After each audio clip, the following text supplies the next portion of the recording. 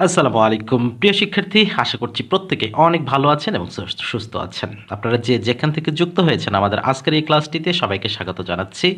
১৯তম শিক্ষক নিবন্ধন প্রস্তুতিমূলক আরও একটি এক্সক্লুসিভ মডেল টেস্টে। আর পুরোটো ক্লাস জুড়েই থাকছি আমি সানাউল হক। আপনার স্বপ্নের চাকুরি কি এখন অনেক দূরের মনে হচ্ছে? আপনার সফলতার পথে আমাদের আজকের ভিডিওটি আপনাকে সামান্যতম হলেও এগিয়ে নিয়ে যাবে। চাকরি প্রস্তুতিতে খুব ছোটোখাটো কিছু ভুল কিন্তু বাধা হয়ে দাঁড়ায়। আর এই বাধা এড়িয়ে আপনারা যেন রাইট একটা ওয়েতে সঠিক রাস্তায় আপনারা পথ চলতে পারেন, সেই পথ দেখাবে আমাদের এই চ্যানেল এবং এই ক্লাস। আমরা পুরো একটা টিম আপনাদের জন্য কাজ করি, তাই আপনারা অবশ্যই আমাদের ভিডিওগুলো অনেক বেশি শেয়ার করে দিবেন এবং বেশি করে কমেন্ট করবেন। আপনারা যে যেখান থেকে যুক্ত আছেন অবশ্যই আমাদের কমেন্ট সেকশানে জানিয়ে যাবেন। আজকে শুরুতে আমরা যে গুরুত্বপূর্ণ প্রশ্নগুলো যুক্ত করেছি, শুরুতে বাংলা অংশ রয়েছে আনারস কোন ভাষার শব্দ। আপনারা যখন ক্লাসগুলো দেখেন টপিকসগুলো লিখে নেবেন যে আমরা কোন কোন টপিকস থেকে প্রশ্ন করছি। আনারস কোন ভাষার শব্দ? আনারস হচ্ছে পর্তুগিজ শব্দ। খুব গুরুত্বপূর্ণ একটি প্রশ্ন এটি রয়েছে। নাটকের সংলাপের উপযোগী ভাষার রীতি কোনটি? যেহেতু নাটকে আমাদের সাধু ভাষা বা মিশ্র ভাষা এগুলো আঞ্চলিক ভাষা তো নয়ই, তার মানে চলিত ভাষাটা হবে এখানে রাইট অ্যান্সার। বিস্ময় চিহ্নের ব্যবহার বিরতিকাল কতটুকু? বিস্ময় সূচক চিহ্ন যখন ব্যবহার করা হবে জাস্ট ১ সেকেন্ড আমাদের এখানে থামতে হবে, তার মানে সঠিক উত্তর হবে ১ সেকেন্ড। চাঁদের হাট বাগধারাটির সঠিক অর্থ কোনটি? চাঁদের হাট বলতে বোঝানো হয়ে থাকে আনন্দের প্রাচুর্য। প্রিয় শিক্ষার্থী, ১৯তম শিক্ষক নিবন্ধনকে কেন্দ্র করে আমাদের একটা স্পেশাল শর্ট সাজেশন তৈরি করা হয়েছে। প্রথম অংশে আমরা মডেল টেস্টগুলো যুক্ত করেছি, বাংলা, ইংরেজি, গণিত এবং সাধারণ জ্ঞান। দ্বিতীয় অংশে গণিতের ব্যাখ্যা সহ আরেকটা পার্ট রয়েছে, যেখানে প্রত্যেকটা টপিকস ওয়াইজ কিছু আলোচনা রয়েছে। আমরা আশা করছি আমাদের এই বইটি আপনারা যদি ভালোভাবে শেষ করতে পারেন, ইনশাআল্লাহ ১৯তম শিক্ষক নিবন্ধন প্রিলিমিনারি পাশ করা নিয়ে আর কোনো টেনশন থাকবে না ইনশাআল্লাহ। আপনারা যারা ইতিমধ্যে অর্ডার করেছেন তাদেরকে পাঠানো হয়েছে, যারা এখনও অর্ডার করেননি দ্রুত অর্ডার করে ফেলুন, বিস্তারিত আমাদের ডিসক্রিপশানে দেওয়া রয়েছে। ছকরা নকরা বাগধারাটির অর্থ কী? ছকরা নকরা বলতে বোঝানো হয়ে থাকে সস্তা দর। আবার এটাও হতে পারে যে দামে কেনা সে দামেই বেচা, এটাও হতে পারে। তার মানে এখানে সস্তা দর আমরা রাইট অ্যান্সার করব। কোন বানানটি সঠিক? মুমূর্ষু। আমার মনে হয় যে চাকুরি পরীক্ষায় বানান শুদ্ধি থেকে সবচেয়ে বেশিবার আসা একটি প্রশ্ন এটি হচ্ছে মুমূর্ষ। এখানে আমরা যদি সহজ করে বলি যে সামনে পিছনে হ্রস্ব উকার, মাঝখানে দীর্ঘ উকার, এটা হবে রাইট অ্যান্সার। কোনটি শুদ্ধ বানান? শুদ্ধ বানান রয়েছে তিতিক্ষা। তিতিক্ষা শুদ্ধ বানান রস্বই রস্বই যুক্ত খ আকার, অর্থাৎ ক নাম্বারটাই আমাদের এখানে সঠিক। অনুবাদের পারদর্শিতা মূলত কিসের উপর নির্ভরশীল? অনুবাদের পারদর্শিতা অভ্যাসের উপর নির্ভরশীল। অবশ্যই এখানে অভ্যাস না থাকলে হবে না। আচ্ছা, এখানে প্যাটিয়েন্স হ্যাজ ইটস রিওয়ার্ড, তাহলে এখানে ব্যাখ্যা যথাযথ অনুবাদ কোনটি হবে? এখানে যদি আমরা যথাযথ বলি তাহলে সেটি হবে সবুরে মেওয়া ফলে। এর পরবর্তীতে যেটি রয়েছে যে সমাসবদ্ধ পদগুলো বিচ্ছিন্ন করে দেখানোর জন্য কোন চিহ্ন বসে? সমাসবদ্ধ পদগুলো বিচ্ছিন্ন করে দেখানোর জন্য হাইফেন ব্যবহার করা হয়। দুর্যোগের সঠিক সন্ধি বিচ্ছেদ কোনটি? দুর্যোগ শব্দের সঠিক সন্ধি বিচ্ছেদ হবে দু বিসর্গ যোগ আর দয়ে হ্রস্ব উকার হবে, তার মানে সঠিক উত্তর আমরা করব খ নাম্বার। ফুলে ফুলে ঘর ভরেছে কোন কারকে কোন বিভক্তি? ফুলে ফুলে তার মানে নিশ্চয়ই একটা উপাদান বোঝাচ্ছে এখানে, আর উপাদান বুঝালে অবশ্যই করণ কারক হবে। তাহলে মানে করণ কারকের অপশনই রয়েছে একটা, তার মানে করণ কারকে সপ্তমী বিভক্তি। আমি কি ডরাই সখী ভিখারি রাঘবে? এখানে রাঘবে কোন কারকে কোন বিভক্তি হিসেবে ব্যবহার করা হয়েছে? এখানে ভয় ডর কথাটা যখনই থাকবে তখন সেটি কি হয়ে যাবে? অপাদান কারক হয়ে যাবে। অপশন অপাদান একটাই রয়েছে। সকলের জন্য প্রযোজ্য, যখন সকলের জন্য প্রযোজ্য হবে তখন অবশ্যই সেটি সর্বজনীন হবে, সার্বজনীন কিন্তু নয়, সর্বজনীন। ভালোভাবে বিষয়টা বুঝবেন, সর্বজনীন নয়। সার্বজনীন বা সর্বজনীন কথাটার ক্ষেত্রে আমরা যখন একটুখানি বলি বিষয়টা ব্যাখ্যা নিয়ে, আমাদের যখন আমাদের সনাতন ধর্মাবলম্বী ভাইদের যখন দুর্গোৎসব হয় তখন আমাদের অনেক মুসলমান যারা রয়েছে, মুসলিম রাজনৈতিক নেতারা, তারা বলেন যে এটি সার্বজনীন উৎসব। অথচ আমাদের সনাতন ধর্মাবলম্বীর অনেক ভাই যে ইনভাইটেশন কার্ড থাকে সেখানে আমি দেখেছি, কিন্তু এখানে কোনো সার্বজনীন কথাটা তারা ব্যবহার করে না। কারণ দুর্গোৎসব সম্পূর্ণ তাদের, এটা তাদের উৎসব, তারা নির্বিঘ্নে তারা আমাদের দেশে এখানে পালন করবে, সেখানে কোনো বাধা বিভক্তি আসবে না। সেটাতে কেন জানি রাজনৈতিক নেতৃস্থানীয় লোকেরা সেটাকে রাজনীতিকরণ করে মুসলিমদের অংশ হিসেবে যুক্ত করার একটা পায়তারা করে।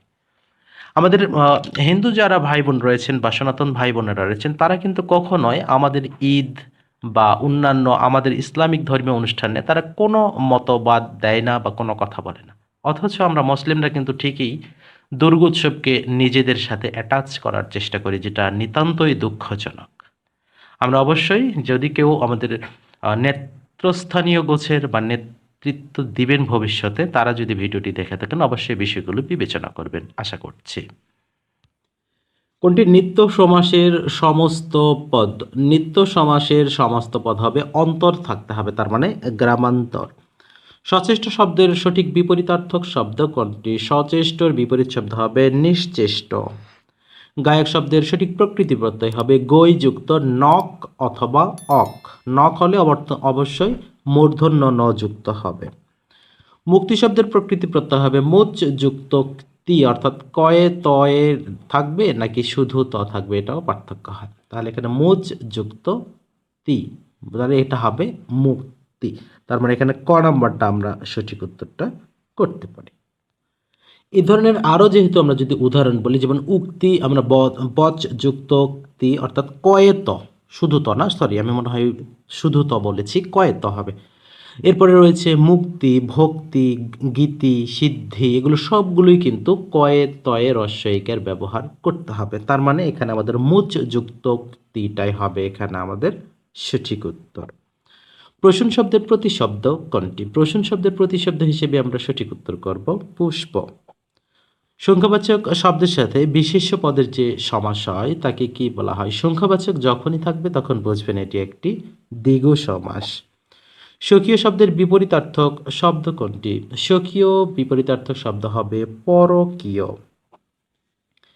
তেজি শব্দের বিপরীত শব্দ কোনটি? তেজি শব্দের বিপরীত শব্দ হবে নিস্তেজ। তেজি মানে উগ্র শক্তিশালী, আর নিস্তেজ মানে রুগ্ন। শত্রুকে দমন করে যে, এটাকে শত্রুঘ্ন অনেকে বলে থাকে, কিন্তু না, এই ধরনের কোনো কথা ভাষায় নেই, এখানে অরিন্দম কথাটা ব্যবহার করা হয়ে থাকে। ভাষার মূল উপাদান কি?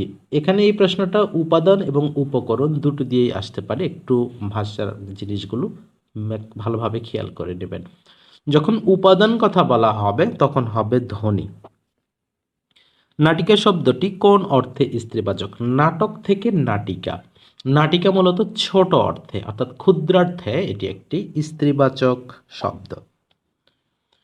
ইংলিশ অংশের আমাদের শুরুতে রয়েছে it is health the dash is wealth. তার মানে এখানে হুইচ ইজ ওয়েলথ মানে স্বাস্থ্যই সম্পদ, যেটাকে আমরা বলি এটাই স্বাস্থ্য, এটাই সম্পদ বা যেটা সম্পদ। এরপরে আমাদের যেটি রয়েছে the boy is dash answer the question. তাহলে দ্য বয় ইজ টু ডাল মানে টু ডাল টু, এভাবে হবে, আগে টি ডাবল ও তারপরে টি ও হবে। তার মানে টু ডাল টু অ্যান্সার দ্য কোশ্চেন, সে এতটাই গাধা বা এতটাই বোকা যে সে অ্যান্সার করতে পারছে না, এই জাতীয় কথা বোঝানো হচ্ছে। I carried an umbrella in case, তার মানে আমি একটা ছাতা বহন করছি ইন কেস ইট রেন, যদি বৃষ্টি আসে। এরপর বলতে if I had seen him, if conditional, তাহলে আই হ্যাড সিন তার পরবর্তীতে কি ব্যবহার করতে হয়, অর্থাৎ might have, would have, could have এগুলো ব্যবহার করতে হয়। তাহলে if I had seen him I might have told him the matter. তাহলে এখানে সঠিক উত্তরটা আমরা করব I might have told him the matter, অর্থাৎ ঘ নম্বর। হাই, তার মা আজ জীবিত নেই, অত্যন্ত দুঃখজনক কথা। Alas his mother is no more today, অর্থাৎ ক নাম্বার।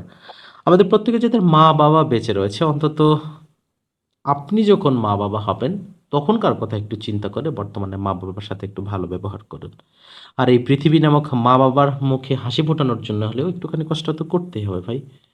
সারাক্ষণ আপনি এটা করছেন সেটা করছেন, মা বাবার খোঁজখবর, আপনি একটা কাজ করবেন, আজকে আমি আপনার একটু বলছি, দেখবেন দোয়া কাকে বলে, পরিবর্তন কাকে বলে, একটুখানি ধৈর্য সহকারে একটা মিনিট কথা শোনেন। আপনি যেখানেই থাকেন, যাই থাকেন, আপনি দূরে আছেন, আপনি ফোন করে বাবা মার সাথে কথা বলেন। আপনি বাসায় আছেন, আপনার মার সাথে একান্তে কথা বলেন। জাস্ট কয়েকটা কথা বলবেন। এভাবে একটু বলে দেখেন যে, "মা, আমি তোমাকে অনেক ভালোবাসি। বাবা, আমি আপনাকে অনেক ভালোবাসি। কখনো এটা বলিনি। আমি অনেক সময় অনেক বেয়াদবি করেছি। অনেক সময় জোরে কথা বলেছি। মা, আমাকে মাফ করে দেন। বাবা, আমাকে মাফ করে দেন।"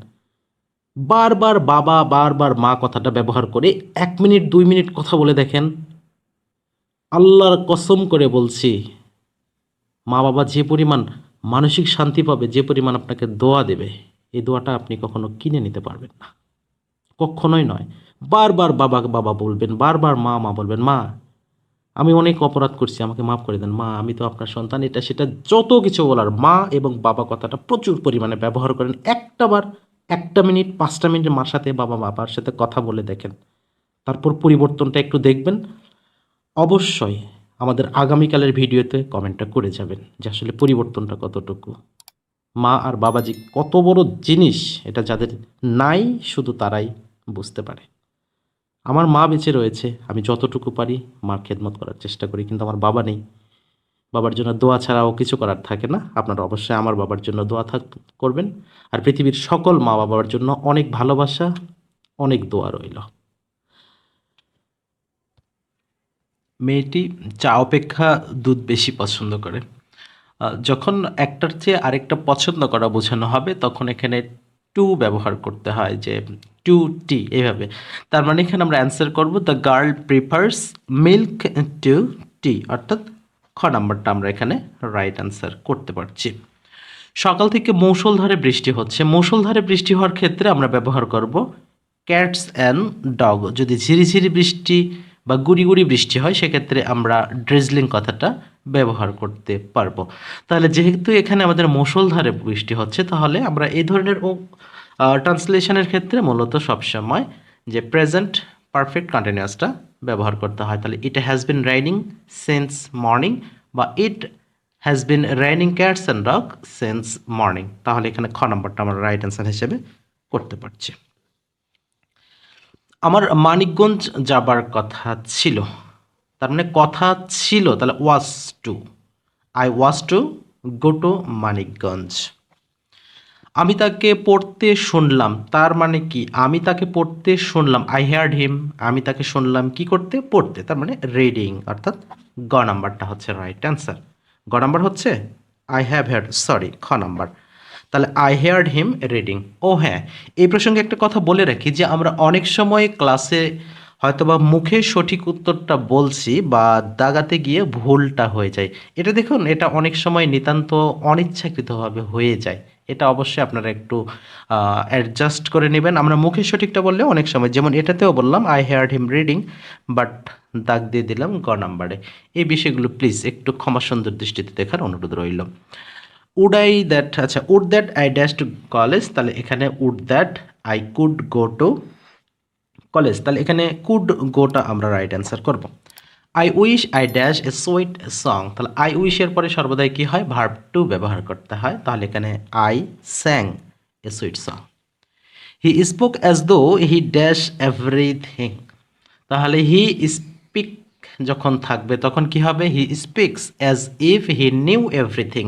যেহেতু এখানে স্পোক রয়েছে, তখন আর নিউ হবে না, তখন হ্যাড নন কথাটা ব্যবহার করতে হবে। দ্য কালার অফ হার আইস, তার চোখের রং। তাহলে এখানে কি হবে? দ্য, তাহলে এখানে, ও আচ্ছা, the colour of her eyes is blue. এখানে ইজ কথাটা ব্যবহার করলেই হবে, নাকি আর কথাটা ব্যবহার করতে হবে? ইজ কথাটা ব্যবহার করতে হবে। আবার এই ধরনের হয়, the colour of his eyes is blue in colour, চোখ দেখতে নীল, এরকম কথাটা আসে। হি ইনস্টিড ড্যাশ গোয়িং দেয়ার, এই প্রশ্ন কতবার যে পেয়েছি আমার প্রশ্নগুলো রিসার্চ করতে গিয়ে। He insisted on my going there, তাহলে এখানে অন মাই গোয়িং দেয়ারটা হবে। 10 to 1, আচ্ছা, 39টা মিসিং ছিল। 10 to 1 মানে কি? 10 to 1 বলতে বোঝানো হচ্ছে 10টার মধ্যে একটা। তার মানে কি? খুবই পছন্দের, 10টার মধ্যে একটা আমি পছন্দ করেছি। তার মানে এত পছন্দ যার পর পছন্দ নেই, তার মানে very likely. Jim and Della, এটা কি নাম? আচ্ছা, Jim and Della were as wise as the Magi. What is this? Negative করতে হবে। তাহলে এটাকে নেগেটিভ করতে হলে আমরা যদি বলি Jim and Della were not less wise than the Magi. ও, এটা তাহলে নেগেটিভ হয়ে গেল। তার মানে খ নাম্বারটা হচ্ছে, ওর ক নাম্বার ওয়ার নট লেস। হ্যাঁ, তার মানে খ নাম্বারটা রাইট অ্যান্সার হচ্ছে। একটু পানি দেব। Every man must die, interrogative করতে হবে। এভরি ম্যান মাস্ট ডাই, প্রত্যেক মানুষ অবশ্যই মরবে। তাহলে is there any man who will not die, যে পৃথিবীতে এমন কোনো মানুষ কি আছে যে মারা যাবে না? তার মানে এটাই তো হয়ে যাচ্ছে। তার মানে গ number, is there any man who will not die. He worked very hard so that he could succeed in life. তাহলে এটাকে আমরা কম্পাউন্ড করতে হবে। কম্পাউন্ড যদি করতে যাই তাহলে ওই যে গতকালও শিখেছি যে কম্পাউন্ড করতে গেলে অ্যান্ড অর নর বাট এগুলো থাকতে হবে। তাহলে এখানে আমরা যদি একটুখানি দেখি, বাট রয়েছে অ্যান্ড রয়েছে প্রথম দুটার মধ্যেই। তাহলে এখানে বাট কথাটা যুক্ত করে আমাদের তো কাজের কাজ হচ্ছে না। তাহলে আমরা অ্যান্ড যুক্ত যেটা সেটা রাইট অ্যান্সার করবো। হি ওয়ার্কড ভেরি হার্ড, সে প্রচুর কঠোর পরিশ্রম করে। অ্যান্ড হি সাকসিডেড লাইফ, এবং সে জীবনে উন্নতি লাভ করেছে। Find out the correct synonym of occupy. আচ্ছা, অকুপাই বর্তমানে এটা আপনারা দেখতে পাবেন যে বিগত ফ্যাসিস্ট সরকার তো চলে গিয়েছে, আরেকটা নতুন করে আবার একটা আবিষ্কার হয়েছে। এতদিন চাঁদাবাজি ছিল, এখনও চাঁদাবাজি আছে। এতদিন দখল ছিল, এখনও দখল আছে। মানে জাস্ট রিপ্লেস হয়েছে একজনের জায়গায় আরেকজন। কে সেটা আর আমি নাম বলছি না। তাহলে এই যে দখল করা, এই দখল করাটাই হচ্ছে অকুপাই, যার সিনোনিমটা হচ্ছে গ্র্যাব। ওকে, তার মানে দখল। Find out the correct synonym of defence. Defence মানে কি? এখানে আমাদের কি বলছে? সিনোনিমটা চেয়েছে। তাহলে সিনোনিম যদি আমরা বলি ডিফেন্স, ডিফেন্সের ক্ষেত্রে আমরা বলি যে যারা টেস্ট ম্যাচ দেখেন তারা নিশ্চয়ই জানেন ক্রিকেটে ক্ষেত্রে ডিফেন্স করতে হবে কি? আক্রমণ আটকাতে হবে। তার মানে এখানে রেসিস্ট্যান্স আমরা কিন্তু আটকানো বলা যেতে পারে। আর এটা যদি আমরা স্ট্যান্ডার্ড ল্যাঙ্গুয়েজ ব্যবহার করি তার মানে কি ব্যবহার করব? প্রতিরোধ বা আটকানো, আটকিয়ে দেওয়া, defence. Find out the antonym of synonym. আচ্ছা, antonym of assist. Okay, assist মানে কি? সহায়তা করা, সাহায্য করা, যেটা ফুটবলে সবচেয়ে বেশি ব্যবহার করা হয়, অ্যাসিস্ট। আচ্ছা, তাহলে অ্যাসিস্ট মানে কি? সহায়তা করা। তাহলে বিপরীত কি? অসহযোগিতা করা। তার মানে এখানে হিন্ডার কথাটা আমরা এখানে ব্যবহার করতে পারবো। Bad habits should be নিপড in the bird. তাহলে নিপড ইন দ্য বার্ড শব্দের অর্থটা কি? নিপড ইন দ্য বার্ড শব্দের অর্থ অঙ্কুরে বিনষ্ট করা। তার মানে এখানে কথাটা এরকম হবে যে to be stopped in the beginning, শুরুতেই সেটি থামিয়ে দেওয়া বা ধ্বংস করা বা শেষ করা। What is the noun form of the word successful? সাকসেসফুলের নাউন ফর্ম কোনটি হবে? তার মানে সেটির উত্তরটা এখানে হবে success. Verb of the word apology. অ্যাপোলজির ভার্ব কোনটি হবে? অ্যাপোলোজাইজ, GISE হবে লাস্টে। হ্যাঁ, খ নাম্বারটা। এবং 50 নম্বর রয়েছে he is proud of his dash. তাহলে কারো বংশ নিয়ে যদি কেউ গৌরব করে তাহলে সেটাকে বলা হয় he is proud of his blue blood, যেটাকে বলা হয় আভিজাত্য। ওকে, এবারে আমরা সাধারণ জ্ঞানের যে অংশটুকু শুরু করব। ভারতের প্রজাতান্ত্রিক দিবস কবে? মনে হয় এই প্রশ্নটা আসার সম্ভাবনা এখন কম, তারপরে এই প্রশ্নটা ইনক্লুড হয়েছে। তাহলে ভারতের প্রজাতন্ত্রী দিবস পালন করা হয় 26 জানুয়ারি। পরপর 3বার ফিফা বর্ষসেরা ফুটবলার হন কে? পরপর 3বার বর্ষসেরা হয়েছিলেন লেও মেসি। সবচেয়ে বড় দিন কোনটাকে বলা হয়? সবচেয়ে বড় দিন বলা হয় ডিসেম্বর মাসের নাকি জুন মাসে? ডিসেম্বর মাসে কিন্তু আমাদের উত্তরগুলোতে দিন ছোট হয়ে যায়। ওকে, তাহলে এখানে হবে 21 জুন হচ্ছে সবচেয়ে বড় দিন। তার মানে সঠিক উত্তর হবে 21 জুন। বিশ্বের সবচেয়ে বৃহৎ অর্থনৈতিক জোট কোনটি? আমরা গতকালও এটা একটু ভিন্নভাবে প্রশ্নটি উপস্থাপন করেছিলাম। আমাদের বেশ কয়েকটা কমেন্ট এসেছিল যে আসলে কোনটি, WTO নাকি ইউরোপিয়ান ইউনিয়ন, কোনটি? মূলত অর্থনৈতিক জোট বলতে আমি বারবার বলে এসেছি ইউরোপীয় ইউনিয়ন, কারণ এখানে অর্থনীতি নিয়ে বেশি ঘাটাঘাটি করা হয়। আর যদি আমরা বাণিজ্যিক জোট বলি তাহলে সেটা অবশ্যই হবে WTO, কারণ বাণিজ্যিক কথাটা সেখানে যুক্ত রয়েছে ওয়ার্ল্ড ট্রেড অর্গানাইজেশন বা বিশ্ব বাণিজ্য সংস্থা। তাহলে এটা নিয়ে মনে হয় আর কনফিউশন থাকার কোনো দরকার নাই। বিশ্ব বাণিজ্যিক সংস্থা বা ওয়ার্ল্ড ট্রেড অর্গানাইজেশন এটা একটা আন্তর্জাতিক সংস্থা। এটা খুব সম্ভবত 1995 সালে প্রতিষ্ঠিত হয়েছিল। সুতরাং একেবারে বাণিজ্যিক বললে WTO, অর্থনৈতিক বলে ইউরোপীয় ইউনিয়ন। ওকে, কম্পিউটার থেকে কম্পিউটার তথ্য আদান প্রদানের প্রযুক্তিকে বলা হয় ইন্টারনেট। প্রাচীন বাংলার কোন অঞ্চলটি পূর্বাংশে অবস্থিত ছিল? পূর্বাংশে যে অঞ্চলগুলো অবস্থিত ছিল সেটি হচ্ছে হরিকেল। দেশের বাইরে প্রথম শহীদ মিনার নির্মিত হয় কোথায়? এটা খুবই গুরুত্বপূর্ণ প্রশ্ন, তবে এই প্রশ্নের উত্তরটি আপনাদের জন্য একটা এইচডব্লিউ দিয়ে দিচ্ছি। অবশ্যই আপনারা আপনাদের প্রশ্নের উত্তরটি আমাদের কমেন্ট সেকশানে জানিয়ে যাবেন। ষাট গম্বুজ মসজিদ প্রকৃত গম্বুজ সংখ্যা কতটি? প্রকৃত গম্বুজ সংখ্যা হলো ৮১টি। এরপরের অঙ্ক যেটা রয়েছে, কুমিল্লার পূর্ব নাম কি? আচ্ছা, এর পরের অংশে আমরা লিখেছি যে কুমিল্লার পূর্ব নাম ত্রিপুরা। এটা কিন্তু আমরা জানি, যেহেতু ত্রিপুরার কাছাকাছি অবস্থিত। ভাওয়াইয়া কোন অঞ্চলের গান? ভাওয়াইয়া যদি আমার বলা হয় তাহলে রংপুর। ও কি গাড়িয়াল ভাই, তাই না?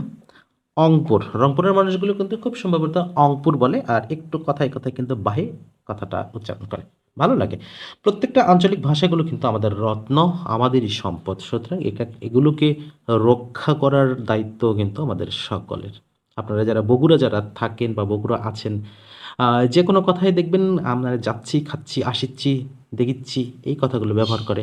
আর কোনো কাউকে যদি কারো মনোযোগ আকর্ষণ করতে চান, আমরা যখন বলি হ্যালো, হ্যালো আঙ্কেল, এই জাতীয় কথা বলি।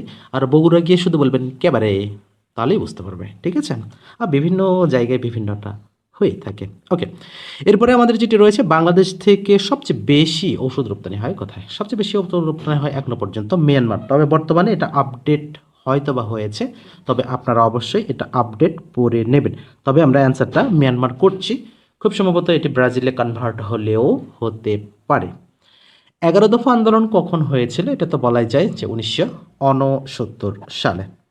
সার্কের প্রথম মহাসচিব কে ছিলেন? সার্কের প্রথম মহাসচিব ছিলেন আবুল আহসান।